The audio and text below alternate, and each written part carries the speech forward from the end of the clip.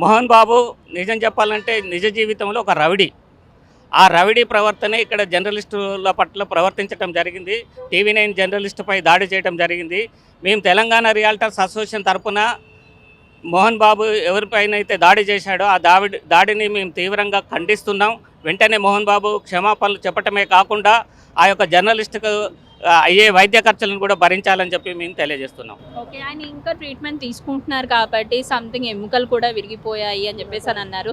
స్కర్ల్ blood అయింది అని చెప్తున్నారు. సో దీని గురించి ఏం చెప్తారు సార్? అంటే ఎంతవరకు ఖర్చు అయితే అదంతా కూడా మోహన్ బాబు గారే తీసుకోవాలి అని అనుకుంటున్నారు? ఖచ్చితంగా జర్నలిస్టుకు ఈ వైద్య ఖర్చులు మొత్తం కూడా మోహన్ బాబు గారు భరించాల్సినటువంటి అవసరం ఉన్నది. తన తప్పు తాను తెలుసుకొని, అసలు మోహన్ బాబు సెలబ్రిటీ కావడానికి మీడియానే కారణం. అలాంటి మీడియా మీద దాడి చేయటం అనేది అది హేయమైనటువంటి చర్య. కాబట్టి మేము దాన్ని తీవ్రంగా ఖండిస్తున్నాం. వెంటనే మోహన్ బాబు క్షమాపణ చెప్పాలి.